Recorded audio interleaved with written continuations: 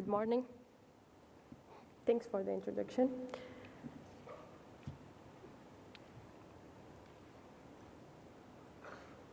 Okay.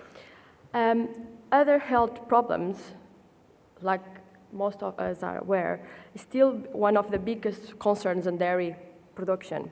It is known that early detection will play a key role in the management of the intramammary infection, as well in the reduction of the welfare and economic impacts on the farm, especially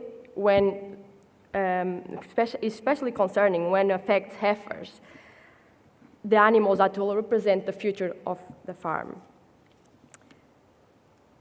When the intramammary infection occurs in the early lactation heifers, impacts negatively the production and longevity of these animals on the farm. And this has also been associated with increased somatic cell count and clinical mastitis during the lactation. However, the origin of early intramammary infection is still uncertain, and in part due to the challenge of conduct studies to establish when the intramammary infection occurs, and also because most of the studies that will have been done record to invasive techniques to collect mammary secretion that by themselves already increase the risk of intramammary infection. So our objective was to avoid to increase this risk collecting the mammary secretion, for example, by opening the teat canal. For that, being knowledge that has been used in human medicine to detect breast problems, and that has been validated as a method to assess induced mastitis in adult animals in controlled environment, we decided to apply thermography to nullipers under field conditions to try to understand, apologize, it's going a little bit too fast. To try to understand if it could be used as a primarily to detect inflammation due to the intramammary infection, and use that information to implement herd management measures that could have a potential effect on to reduce the risk of intramammary infection at calving, expressed either as subclinical or clinical mastitis. Briefly, the thermal cameras work measuring infrared radiation, creating an image that can be presented in gray or color scale. In each pixel corresponds to a temperature value. In the single way, in medical terms, the application of this technique is based on the principle that skin surface temperature will reflect the underlying blood circulation and the metabolism of the tissue. So in our study, we conducted, we only include one commercial dairy farm, and we recruited 126 Holstein heifers in the last trimester of pregnancy. Each animal was submitted to twice to thermography, approximately 2 months before the calving date, estimated calving date, and again 2 weeks before calving. Using a FLIR E300 infrared camera, we took 2 sets of thermal image in each time. That included one caudocranial projection in straight line to the other, and one ventrodorsal projection in 45 degrees in relation to the hind limbs of the animal. Both of these projections were taken at the same distance from the other, approximately 70 centimeters.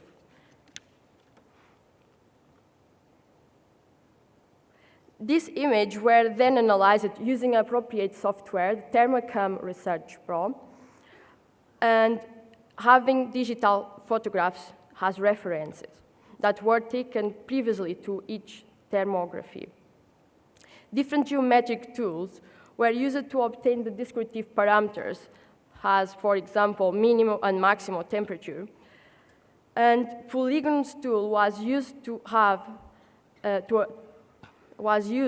get the area of the temperatures from the area of the quarters and lines for the teeth.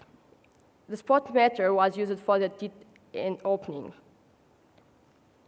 So lately at calving, were collected septical samples from colostrum that were submitted lately for microbiology and somatic cell count.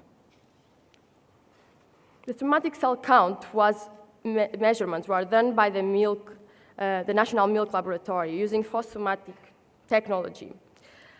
The bacterial cultures were done in-house, being considered contaminated quarters that presented 3 or more colony morphotypes per plate, and infected quarters, the quarters that had 10 or more colonies morphotypes per plate. The initial statistic was performed using SPSS. Going to our results, from the 120 images that we had complete data set of thermography, we found a strong correlation between the descriptive parameters and the projectors. For example, you have in your left-hand side the Pearson correlation for the first set of thermographies for the back left quarter, where we have the maximal temperature, and on your right, we have the minimal temperature for the second set of thermal image. In this case, is the minimal temperature, and you can see, and it's not coincidence, both of the correlation coefficients are the same value. It's not the error, it's just a coincidence. So this strong correlation between projections in the commercial point of view will be a positive outcome, considering the most common handling facilities that we have in heifer units with cattle race and crush. Will probably be easier to apply to have other screen of these animals. Our culture results allow us to classify 20% of the quarters as infected quarters, with almost 60% of them with 50 of the intermammary infection quarters, with 50 colonies or more per plate. Mainly the isolates were Staphylococcus species, but we also identified Streptubers and Streptococcus galactiae. Looking to the somatic cell count by bacteriologic categories, we found the statistical significant difference between the quarters that we consider with intermammary infection and the quarters that were culture negative or less than 10 colonies per plate. Being the geometric mean of the intermammary infection group more than the double of the other groups.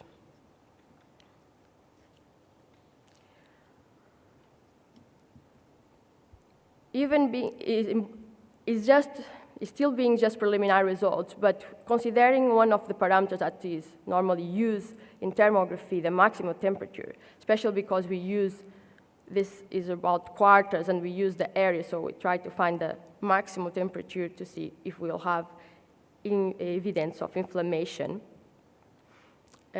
with the rise of temperature. Our preliminary results did not find a distinct pattern that could tell us that we can use a single parameter, descriptive parameter, to indicate and do a prediction of intermammary infection at calving. The image, we have the example of the maximal temperature, and we can see on the first two groups that we have a very weak correlation between the somatic cell count and the maximal temperature. but not statistically significant. While on the intramammary infection group, we have a significant statistical correlation, but is a negative correlation, and is just weak or moderated depending what reference we'll take to consider the present correlation. So in addition, it was identified a statistical difference between the descriptive parameters by visit. So that gives us an idea that the changes that we do, the introduction of environment temperature, humidity, and distance on the camera and software is not enough to have a direct reading in field conditions, that we will need additional adjustments to be able to say if we can or not use it to predict intramammary infection at calving. To conclude, we can say that is a technique that, synchronized with the farm routine, is easier, fast, and non-stressful tool. However, it's still an open question if it can work on farm to predict intramammary infection or not, being necessary further statistic analysis to get a clear answer. My knowledge to all the people that is involved in the project.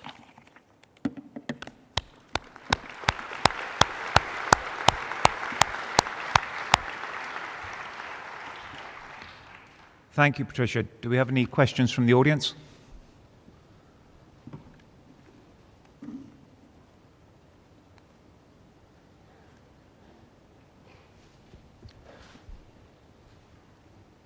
I perhaps just have one quick question. And do you think that the predictions may have been better, correlations better with infection post-calving if you'd come closer than 2 weeks? And had you looked closer than 2 weeks to calving? Probably yes, but it will be difficult to say because at 2 weeks normally being heifers, the other edema can be more substantial, and that there is studies that show that will affect the readings of the camera and may reduce the maximum temperature that is normally used to check, because we normally want to see if there is the normal pattern of inflammation, that is the rise of temperature, but with the other edema, with the extra, the interstitial fluid, will not be probably have so high maximum temperature. So this was one of the reasons that we didn't want it to get so near to the calving time. Okay, thank you. Question here. Dave Wilson, US. That's very interesting. We're using 2 kinds of FLIR cameras as well to look at this kind of thing. One of them is actually mounted on a drone, and you can fly at big distances on the large farms and focus on the temperature. Mm-hmm. But when we first used it, the first couple times, it was cloudy weather, and the ambient temperature was about 30 Celsius, about 87 Fahrenheit. It worked very well. But most of the time, if they're under direct sunlight or in a little bit of shade, or they have black spots or white spots, it makes the ambient temperature go between about 27 and 50 Celsius, between about 72 and 125 Fahrenheit. Do you have this issue at all with like shade and sun and color of the cows affects that thermal imaging? So in our study, we didn't have this problem of wind drafts or direct sun exposition or not, because it was always done in the same place, the measurements, and was relatively protected place on the farm that we could do that. We observe, and it's something that we need to investigate, there was difference, even we setting the environment temperature on the camera for the different days of the visits, that we still have difference between the temperatures. So one of the probably next steps that we'll have to do is to see how the air temperature, the difference between the air temperature, what the air temperature can affect the other temperature, because we probably need to calculate the difference of the air temperature between our camera and our other, and then see if it's affecting directly our other temperature experts. Because we have most of the time, we have in the last, I'm not sure if I can put the last graph. I'm sorry, the presentation. Well, most of the visits, we had similar maximum and minimum temperature and average for all the animals. And there is some visits, especially when it was colder, that affected that we had the maximum temperature and the minimum were much lower. So it will affect if the weather is different, if you have wind or shadow or direct light, that will affect your readings. Thank you. Okay, thank you. If you could join me in thanking Patricia again for her presentation.